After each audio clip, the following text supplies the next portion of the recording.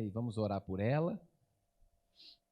É uma benção tê-la aqui, é um casal, uma família abençoada que nós amamos muito, lá de Atibaia, né? E já faz aí 16 anos, 16 anos, né? Chegaram em 96 lá em Atibaia, 2006, 96 eu ainda estava no ensino médio ainda, né? Mas em 2006 eles chegaram em Atibaia e abençoaram muito a igreja e continuam abençoando. São pastores lá da Nazareno de Atibaia. Amém? Vamos orar. Estenda suas mãos para cá. Senhor Jesus, nós pedimos a tua bênção sobre a vida da pastora Ágata, sobre a vida do pastor Brian, sobre a vida dos seus filhos, Senhor. Pai, que o Senhor abençoe a vida dela, no seu ministério, em tudo aquilo que ela fizer. Que o Senhor seja com ela em todo o tempo, Pai. E que nesta manhã ela possa ser boca de Deus aqui neste lugar, Pai. Pedimos também pela vida do Lucas, que está começando, né, um novo momento da sua vida na faculdade. Que o Senhor o abençoe e o guarde sempre em nome de Jesus. Amém. Irmãos, bom dia, paz. Sempre uma alegria estar aqui. Pastor Edmu tem sido um companheiro ministerial já de muito tempo. Quando nós o conhecemos, ele era solteiro. E acompanhamos ele, Roberta, e agora ver os filhos grandes, que coisa linda, né? A história que Deus tem construído, edificado, e é sempre uma alegria estar junto. A gente já não mora tão perto, a gente teve a oportunidade de compartilhar realmente a prática ministerial por alguns anos, mas a gente se sente muito família, muito amigo, e é uma alegria estar aqui. Eu queria aproveitar só e fazer propaganda de 2 livros que eu escrevi. Alguns já conhecem, mas há 5 anos eu escrevi um livro chamado Conflito de João Brasil. E esse livro é uma ficção e conta a história de um menino que foi resgatado por um empresário rico. E esse empresário investiu na vida dele, na história dele, ele se tornou um homem de sucesso. E quando ele é adulto, ele testemunha esse empresário cometendo um crime. Então ele fica num grande dilema, né? O que deve prevalecer, a justiça ou a minha gratidão? E eu acredito que esse é um dilema da cultura brasileira, que a gente tem a família, os amigos, num nível um pouco separado da justiça, mas que o cristão deve se perguntar, como eu devo me portar, né? Quantas vezes a gente acaba testemunhando alguma coisa que a gente não gostaria de ter testemunhado e a gente precisa se posicionar. Tem uma história que eu escrevi para que a gente estivesse refletindo sobre o nosso comportamento e visse como o cristão deve atuar. Ano passado eu lancei um outro livro chamado A Voz do Povo e a Voz de Deus.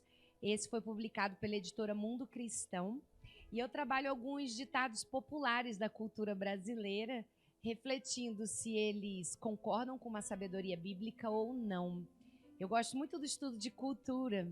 E eu percebo que a cultura ela é aprendida por imitação. A gente não critica a cultura, né? Por que eu estou falando português aqui? Não foi porque eu escolhi, foi porque isso foi imposto sobre mim. Mas é necessário para que a gente se entenda, para que a gente se comunique. Mas o cristão ele tem que exercitar um olhar crítico diante daquilo que é colocado sobre ele.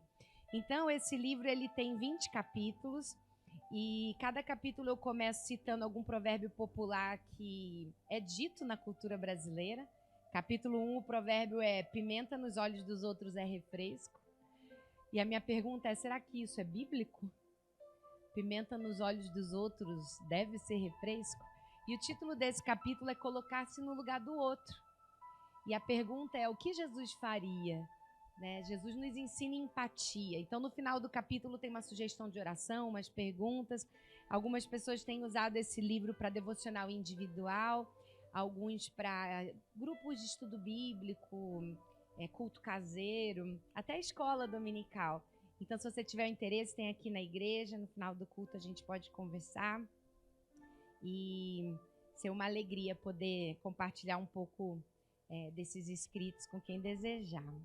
E essa manhã a gente está aqui para falar um pouco sobre família. E a família é onde tudo começa. A família é a instituição social mais importante na formação do indivíduo. E a família é presente de Deus. Eu costumo dizer que todo mundo tem a família que precisa. Deus sabe. Algumas relações familiares são desafiadoras, mas Deus tem algo para nos ensinar. Eu achei, né, me preparando para compartilhar essa manhã, um texto que eu escrevi quando a nossa terceira filha chegou. O pastor Edmu comentou, nosso filho mais velho foi para a faculdade ontem em outro estado, então a gente está vivendo um momento novo em família. E o Lucas, ele veio de forma natural, eu engravidei dele, mas o Brian e eu sempre tivemos um desejo de adoção. Então, nossa segunda filha veio por adoção, ela era bebê, 8 meses, a Vitória, já tem 15 anos. E a nossa terceira filha também chegou por adoção, e ela chegou mais velha, chegou com 8 anos, a Gabriele, e ela já tem 13. E quando nós fomos fazer a dedicação dela na igreja, eu escrevi um texto, eu queria ler para vocês. Eu escrevi assim: a família, um presente que se faz presente. Ao fazer a humanidade, Deus declarou que não seria bom vivermos só. Há quase 17 anos, isso já tem quase 5 anos, Brian e eu nos unimos para formar uma família. Nos completamos e prosseguimos em nos completar. 2 se tornaram 1. Depois 3, depois 4 e agora 5. Estamos todos em obras e há dias com muita poeira em casa. Mas agradecemos a Deus por ser o nosso fundamento seguro e nos presentear com uma habitação de paz e alegria. Entendemos que a família não é um bem a ser possuído, mas uma dádiva a ser desfrutada. E daí eu sigo falando que naquele momento a gente ia dedicar a vida da Gabriele a Deus, assim como nós havíamos feito com o Lucas e a Vitória. Que o nosso maior desejo é que ela, como o Lucas e a Vitória, se sinta realmente amada e seja capacitada a amar, que ela andasse nos caminhos do Pai, que fosse como Jesus e que ele fosse o maior alvo de sua vida. E nós, alguns aqui família de sangue, de sobrenome, de amor, de fé, existimos para caminhar juntos e que Deus nos abençoe como família. E o pastor Edmu, agora há pouco, ministrando sobre a oferta, leu um texto de sabedoria. E o que Deus colocou no meu coração foi falar sobre passos de sabedoria, que nós precisamos como família. Tem uma frase do filme Alice no País das Maravilhas, que diz assim: quando não se sabe onde quer chegar, qualquer caminho serve. E eu creio que cada um de nós sabe onde quer chegar. A gente quer ir em direção a Deus, a gente quer o caminho de Cristo. E todo dia é dia de decisões para que esse caminho não seja desviado em nossa família. Algumas decisões a gente planeja, escolhe a profissão. Meu filho escolheu um curso, economia. Ele gosta dessa área, deve ter uma certa influência paterna. E nesse momento ele está escolhendo uma formação para uma profissão. Nós escolhemos o casamento, com quem vamos nos casar na nossa cultura, na maioria das vezes o casamento não é arranjado, né? É escolha pessoal. Nós podemos planejar uma viagem, mas muitos dos nossos planos também podem se frustrar. A palavra diz que o coração do homem pode fazer planos, mas a resposta certa, ela vem do Senhor. Então, diariamente, nós nos deparamos com situações que nós não planejamos também. Pastor Rogério, hoje orando, ele falou sobre pessoas que sofreram acidentes, enfermidades, coisas que nós não colocamos na agenda e nem desejamos que apareçam, mas muitas vezes elas surgem. Sentimentos não desejados. Você já sentiu uma coisa que você não queria sentir? Uma vez eu fiquei com muita raiva de uma pessoa e depois eu fiquei com raiva de mim por ter ficado com raiva. Eu não queria sentir aquela raiva e ela veio e me ocupou. O que fazemos quando sentimentos não desejados florescem dentro de nós? Coisas são apresentadas, ofertas a considerar. Compro ou não compro? Faço ou não faço? Vou ou não vou? Lidamos com prejuízos não imaginados. Quebra a máquina de lavar, quebra o computador, perdemos alguma coisa de valor. O que fazer? Como reagir? Como viver?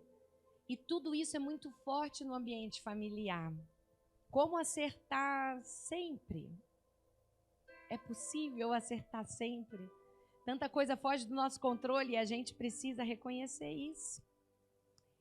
Eu sou também professora de filosofia e tem um filósofo pré-socrático chamado Tales de Mileto que dizia que a gente só é capaz de filosofar a partir dos 40 anos, que é quando realmente começa a maturidade, né?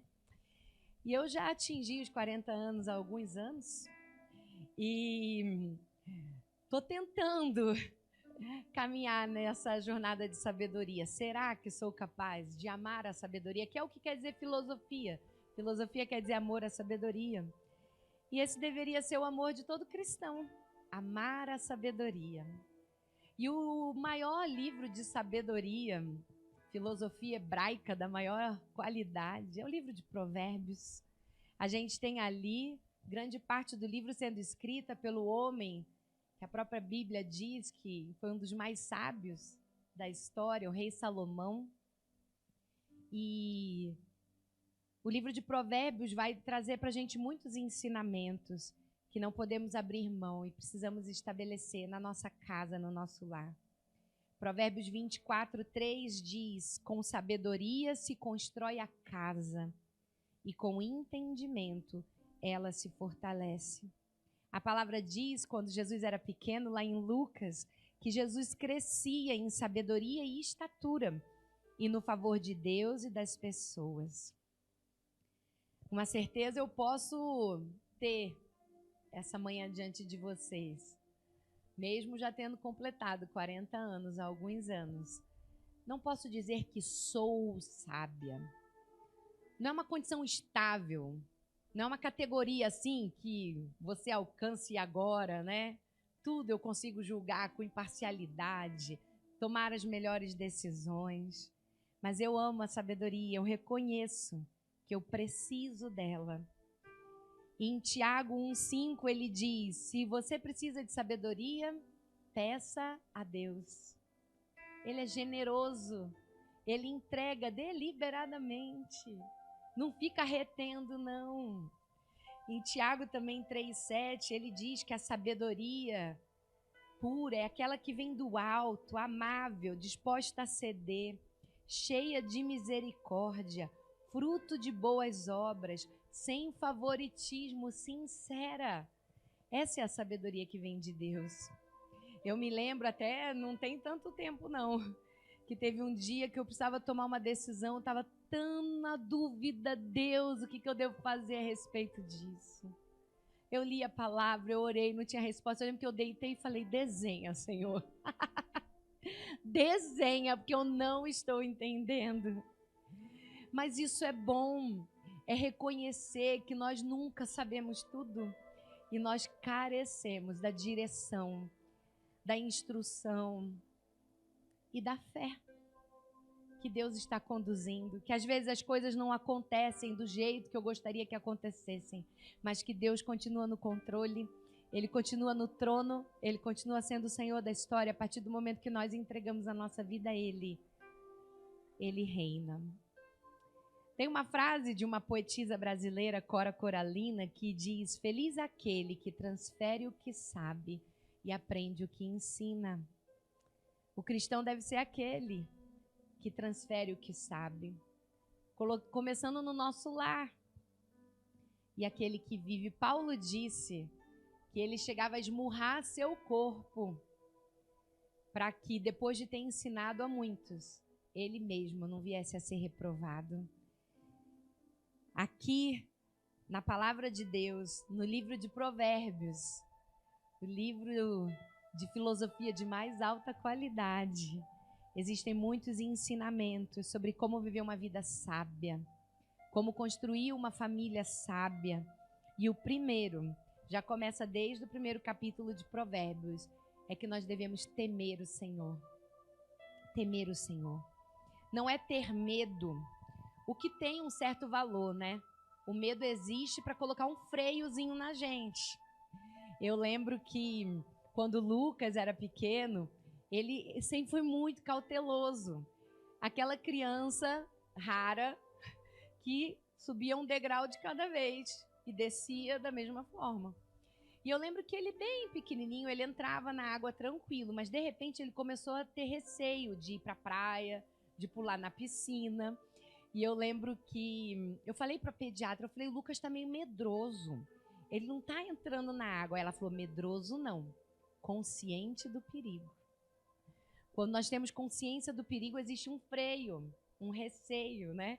Já a Vitória, a nossa segunda filha, pulava sem pensar, sem medo de ser feliz. Eu lembro que eu coloquei os dois para fazer natação, né? Precisava.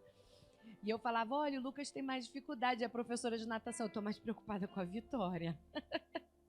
Né? Porque esse que pula sem pensar é que você tem que ficar mais de olho. Mas o temor ao Senhor é o respeito, é a submissão, é saber que dele vem a total sabedoria, se submeter. E é senso comum imaginar que o fabricante geralmente sabe como que o produto que ele fez funciona, né? O que precisa para manutenção. Alguém lê aqui manual de instruções? É difícil, né? Opa, tô vendo uma mão levantada ali no fundo. Mas quem faz o produto sabe o que precisa para que ele funcione bem, para que ele tenha vida longa. E quem é o fabricante das nossas vidas? E quem é o autor das nossas famílias? Ele é a pessoa mais segura de se perguntar. Ele é aquele que deve ser o nosso farol, que dá o nosso norte, é o nosso parâmetro. É conhecer e confiar. Ele é aquele que mostra o caminho, que prolonga a vida, que nos faz ver além do óbvio. O óbvio nem sempre é o certo. Às vezes parece que está tão claro, né? A gente tem uma história bíblica que é bem pontual sobre isso. Vocês sabem que Jacó teve muitos filhos e ele tinha uma certa preferência pelos caçulas, e José de forma especial, porque era filho da esposa que ele realmente amava. E um belo dia os irmãos, com muito ciúme dele, cogitam matá-lo, mas acabam vendendo ele para os viajantes egípcios. E daí eles falam, o que a gente vai falar para o pai agora? Pegaram a túnica dele, molharam em sangue e entregaram para o pai. Eles não disseram para o pai que o filho tinha morrido. Eles falaram, pai, achamos essa túnica. E estava lá a túnica do filho, molhada de sangue. Qual era a conclusão óbvia do pai? Meu filho morreu. Mas ele não havia morrido. Então, às vezes, os nossos olhos apontam para coisas e a gente chega a conclusões que não são realmente a verdade. E nós precisamos buscar a Deus para saber. Como conhecer esse Criador, esse autor da vida? A Bíblia, fonte milenar de conhecimento, fonte de vida. Contemplar a criação, a natureza, o ser humano. Eu lembro que a gente fez uma série na igreja e teve era sobre reconciliando-se com várias coisas que Deus tinha feito. E uma era até reconciliando com o corpo. Como que a gente cuida do corpo. E daí eu fui estudar, eu que falei sobre esse tema. E eu assisti um Globo Repórter, um pouco antigo, sobre o corpo humano. E eu lembro do jornalista, logo no início, falando assim, o corpo humano, obra de engenharia de melhor qualidade. O engenheiro é bom. Fez uma estrutura óssea que sustenta, gente, é um negócio magnífico. As nossas veias sanguíneas, elas são quilométricas. Eles chegam a dizer que dá para dar volta no planeta Terra algumas vezes. Dá para imaginar que tem tudo isso dentro da gente? O engenheiro é bom. E a gente tem que confiar nele. Como conhecer, conviver com quem tem desejado conhecer e copiar o Senhor. É o testemunho, é o convívio em igreja. O que é igreja? Comunidade de pessoas imperfeitas, que buscam o perfeito. E ele se manifesta através de cada um de nós. Nós somos diferentes, mas há beleza nisso. O sistema quer que sejamos iguais, né? É bom que todo mundo queira a mesma calça jeans. É bom que todo mundo use o mesmo tênis. É bom que todo mundo tenha o mesmo telefone celular, porque daí vende. Né? O mundo, o capitalismo, a sociedade quer nos robotizar, nos deixar iguais, mas Deus fez cada um de nós de forma bem única. E na nossa família, cada um é um. Cada um tem sua identidade, né? A sua digital, a sua íris de olho. Até nesse estudo eu descobri, mas eu não sou tão boa auditivamente, eu tenho até uma perda auditiva. Mas os estudiosos dizem que até o tom de voz é único. Não existe outro, são características da nossa identidade. Eu, às vezes, confundo. Já aconteceu de eu ligar para casa de alguém, tá falando com a filha, achando que tá falando com a mãe. Porque para mim a voz é igual. Mas os estudiosos dizem que não. Digital, íris do olho, tom de voz, é só seu. É só seu. Você é único. Em todo lugar há sal e luz, o brilho do amor sincero pelo próximo. Em Provérbios 29, 25, diz assim: temer as pessoas é uma armadilha perigosa, mas quem confia no Senhor está seguro. Não devemos ter medo de outros seres humanos. Nós devemos temer o Senhor, nos submeter a Ele, saber que Ele cuida de nós. Primeiro passo da sabedoria, temer o Senhor. Incluir o Senhor em todas as áreas da nossa vida. Às vezes a gente fala, eu creio em Deus, mas passa a semana inteira tomando decisões sem consultá-lo, sem buscar a sua vontade, sem considerar o que Ele desejaria para nós. Segundo passo de sabedoria, combater o orgulho. Um pouquinho pode até ser positivo, aquela satisfação pela conquista pessoal. Ai, meu filho passou por uma faculdade pública. Segundo lugar em economia. Mamãe está feliz. Mas não posso querer fazer das minhas conquistas e das conquistas da minha família motivo de glória, de exaltação, de foco. Excesso de orgulho pode ser muito negativo. Sabe aquela coisa de não querer ser corrigido? Nunca. Orgulho. A palavra de Deus diz que ninguém se alegra no momento que está sendo disciplinado. Mas a disciplina, a longo prazo, ela produz vida. Eu tenho uma amiga que o filho dela é policial e ela falou que uma vez o filho dela falou para ela: mãe, obrigada por todas as correções que você me fez. Muito obrigada por todas as vezes que você me deu palmadas e realmente me corrigiu fisicamente. É muito melhor apanhar de mãe do que da polícia. É muito melhor apanhar de mãe do que de bandido. É reconhecer que a correção foi necessária para que o desvio não fosse real. E muitos que não foram corrigidos, que não tiveram ninguém para impor limites, acabaram por caminhos muito dolorosos, recebendo correções de um mundo que não ama. Mas a gente segue um Deus que nos ama. E quando Ele nos corrige, é para o nosso crescimento. Provérbios 15, 32 e 33 diz assim: quem rejeita a disciplina prejudica a si mesmo, mas quem dá ouvidos à repreensão adquire entendimento. O temor do Senhor ensina a sabedoria, a humildade precede a honra. Com orgulho, pessoas adoecem, pessoas têm perdas financeiras, pessoas fazem escolhas erradas. E daí a gente logo lembra de alguém que é orgulhoso. Eu conheço alguém que é orgulhoso, que não aceita que você fale nada, que nunca quer ser corrigido. Mas existem diferentes tipos de orgulho. E eu quero dizer aqui que a minha observação é que não existe pessoa sem orgulho, você só precisa identificar qual é o seu. Existe o orgulho da arrogância, que parece o mais nítido, né? Achar-se o melhor, ter sempre aquele olhar que diminui o outro. Às vezes em família, né? Irmãos são uma graça, desde pequenininho. Uma vez eu fui cuidar do filho de uma amiga que tem 2 filhos, fiquei só com um, maiorzinho. E eu estava elogiando ele, que ele come bem. Eu falei, você come tão bem. Aí ele falou, meu irmão não come tão bem. O irmão dele nem estava lá. Depois eu fui elogiar que ele sabia fazer laço no tênis. Falei, que bonitinho, você sabe dar laço. Ele, meu irmão não sabe dar laço. Eu falei, esquece seu irmão, eu estou falando de você. Mas essa coisa de comparação, que a gente quer se sentir melhor que o outro, e isso pode acontecer muito forte no ambiente familiar. não pedir desculpas nunca, nunca dar satisfação do que faz, não aprende. Minha mãe conta a história de um primo meu, que é mais velho do que eu, mas quando ele era pequeno, que ele queria fazer tudo sozinho. E alguém falava, deixa a gente te ajudar, deixa ele, não, eu faço sozinho, eu sei. E daí, quando ele finalmente não conseguia, ele olhava para o adulto e falava, me ajuda. E é tão bonitinho lembrar, né, dele falando assim, e eu penso, quantos adultos não precisam aprender? Em algum momento virar e falar, me ajuda.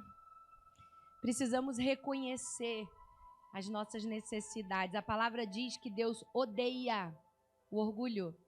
Ele detesta aquele de olhos arrogantes. Que Deus tenha misericórdia de nós. Que não nos coloquemos nesse lugar de que eu sei, mas que possamos saber pedir ajuda. E o próximo tipo de orgulho, eu acho que tem um pouco a ver com esse, que é o orgulho de não mostrar necessidade. Um orgulho que eu identifico em mim muitas vezes e eu preciso trabalhar. Sabe aquele discurso tipo, não quero incomodar. Por isso que eu não pedi ajuda, né? Eu não quero incomodar. Mas no fundo, muitas vezes quando a gente fala isso, eu não quero incomodar, o que a gente está dizendo é, eu não quero me expor, eu não quero estar sujeito à rejeição. Vai que eu exponho uma necessidade de mim e a pessoa diz que não pode me ajudar. Eu não quero me colocar nesse lugar de vulnerabilidade. Ter outro cuidando de mim, não estar no controle. A gente vê uma história bíblica, Davi querendo agradar a Deus. E ele lá na sua riqueza, na sua glória, onde ele fala, eu habito num lindo palácio. Mas não existe um templo para adorar o Senhor. Eu quero construir esse templo. E ele compartilha com o profeta e o profeta acha que é maravilhoso. Ele fala, nossa, excelente ideia, como não? Você tem dinheiro, tem riqueza, você quer construir um templo para o Senhor? Ele nem consultou a Deus, abençoou Davi e falou, vai em frente. Mas depois Deus incomodou o coração do profeta. Ele disse, eu não quero que Davi construa o templo. Vai lá e diz para ele, eu não quero. Como você se sentiria? Já ofereceu um presente para alguém e a pessoa disse, não quero? Davi, um homem segundo o coração de Deus, engoliu o orgulho. Ele foi humilde. E ele falou, então tá, Senhor. Se o Senhor não quer que eu construa o templo, o que eu posso fazer? Vou deixar o material aí preparado. Meu filho segue com a obra. Coração humilde. Coração consciente de que se eu quero agradar a Deus, eu tenho que fazer o que Ele quer, não o que eu quero. Em 2 Coríntios 12:10, Paulo, ele faz uma linda declaração, jogando fora todo o orgulho. Ele diz, quando sou fraco, é que sou forte. Porque o poder de Deus se aperfeiçoa na nossa fraqueza. Se eu acho que eu sou forte, que eu já sei, eu vou aprender o quê? Eu vou crescer como? Mas quando eu reconheço a minha fraqueza, Deus tem espaço para trabalhar. Quando sou fraco é que sou forte, porque daí eu sou verdadeiro. Eu reconheço minha humanidade. Eu mostro que eu sou moldável, vaso de barro nas mãos do oleiro. Precisamos confessar o nosso orgulho, admiti-lo e deixar Deus trabalhar dentro de cada um de nós. Passos para a sabedoria, para que nossa família seja edificada na rocha que é Cristo. Temer ao Senhor, rejeitar o orgulho e buscar conselhos. Há muita gente desconfiada de conselho. A gente tem até uma frase popular que diz, se conselho fosse bom, não se dava, vendia. Já ouviu essa frase? Já falou essa frase? Realmente nem todo conselho é bom. Tem gente que gosta de controlar, manipular, se meter na vida dos outros. Às vezes até com um bom sentimento, eu quero ajudar. Às vezes com uma certa maldade implícita. Em quem buscamos conselhos? Como pastora, tem gente que às vezes me procura. Tem gente que às vezes me evita. Tem até um psiquiatra cristão que ele diz que nós já escolhemos a qualidade de nossos conselhos pelos conselheiros que buscamos. Você já sabe. Se você não quer ouvir alguma coisa, você fala, não, aquele ali eu nem vou perguntar, já sei o que vai dizer. Mas a quem nós devemos ouvir? Os nossos pais. Os pais querem o nosso melhor, sempre. Eles sabem de tudo? Não.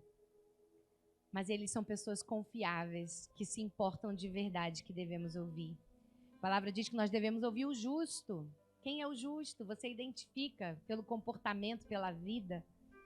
Nós devemos buscar pessoas capacitadas na área. Nós, como pastores, aconselhamos pessoas com dificuldades em diferentes áreas. Nós tivemos uma família na igreja que a filha nasceu com um tumor e eles precisavam decidir muita coisa na área médica.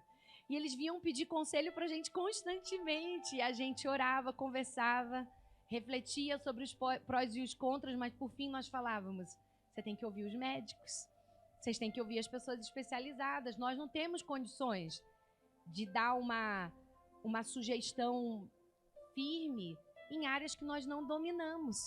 Mas a palavra diz em Provérbios 15, 22, que planos fracassam onde não há conselho, mas tem êxito quando há muitos conselheiros.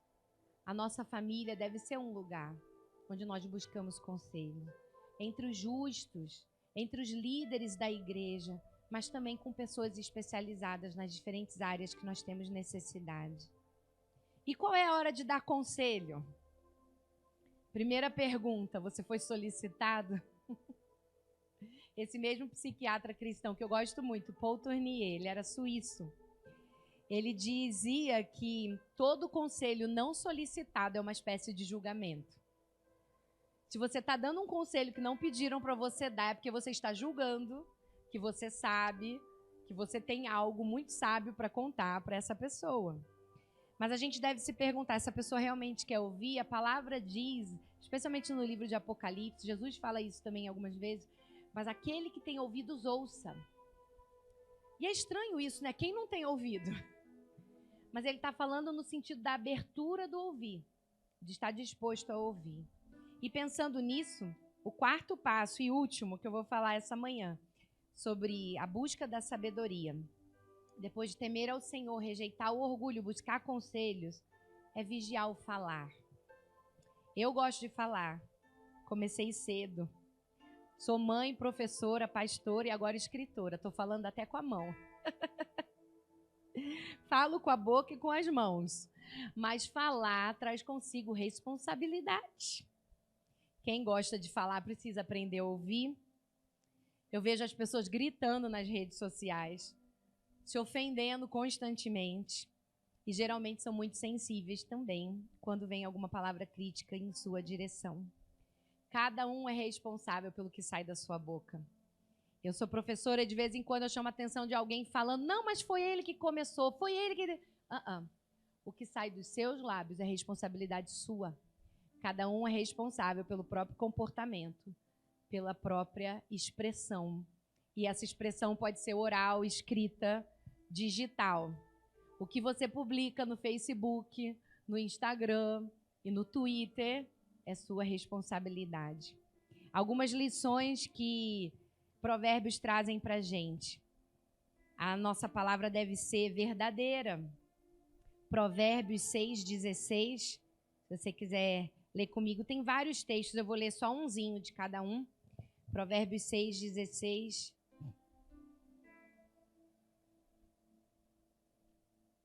Ele diz assim: há 6 coisas que o Senhor odeia, ou melhor, 7 coisas que ele considera detestáveis. 17. Olhos arrogantes, tem a ver com orgulho. Língua mentirosa, é a segunda coisa que ele fala. Mãos que matam o inocente, coração que trama maldade, pés que se apressam em fazer o mal, testemunha falsa que diz mentiras, e aquele que semeia desentendimento entre irmãos. Nossa fala tem que ser verdadeira. Não seja daqueles que falam assim: não sei se é verdade, mas estou passando, né? Pode ser que ajude alguém. Não ajuda. Se você não tem certeza que é verdade, não passa adiante. A nossa fala deve ser bondosa. Provérbios 8:13. Ele diz assim: quem teme o Senhor odeia o mal. Portanto, odeia o orgulho e a arrogância, a corrupção e as palavras perversas.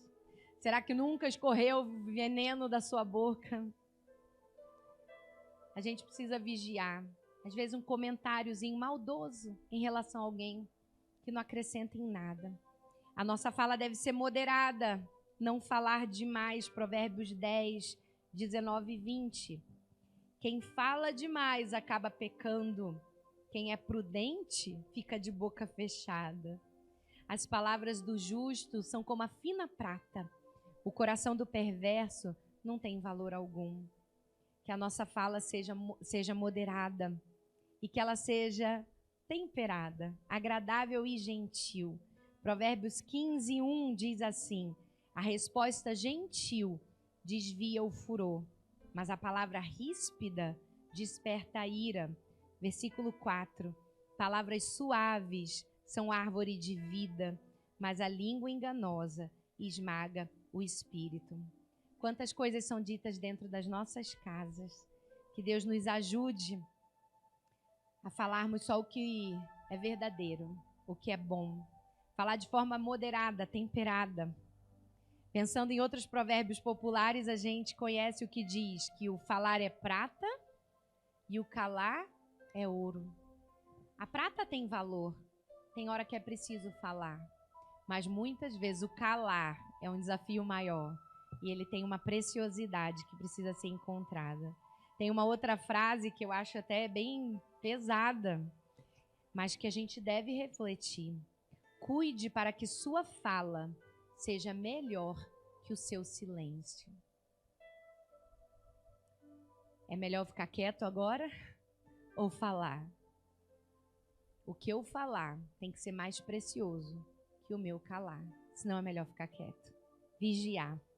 Caminhada diária, mas nós temos companhia, nós temos um mestre cheio de sabedoria.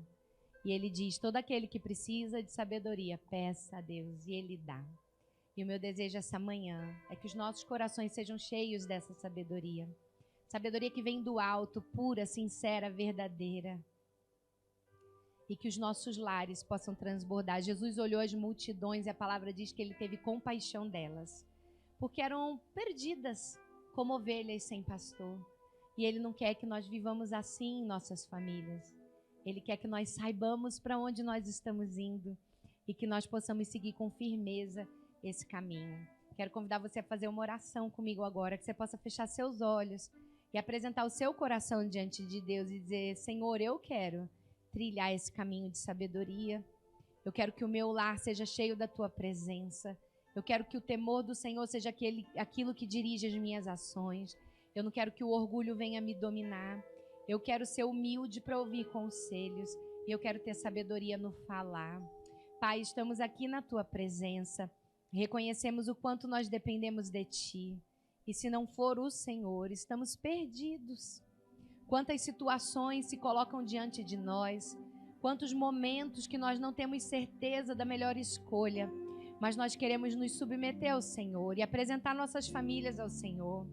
Ó Deus, o Senhor tem dito que o Senhor estaria conosco todos os dias até a consumação dos séculos. Esse Deus Emanuel que passa conosco pelo vale escuro da sombra e da morte, mas também prepara um banquete na presença dos nossos inimigos, de todos os desafios. O Senhor nos unge com óleo, o Senhor nos santifica, o Senhor faz transbordar o cálice e o Senhor nos preenche num caminho de bondade e misericórdia.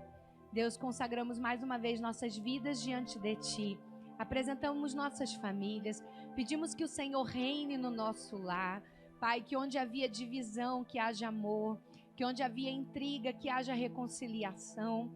Que onde houve, Deus, traição, falta de amor, desconfiança. Que o Senhor possa vir e curar, restaurar. E que possamos nos submeter à Tua vontade em todo o tempo. Reina, Deus, em nossas vidas, no nosso lar. Dirige o nosso caminhar. É o nosso clamor em nome de Jesus. Amém.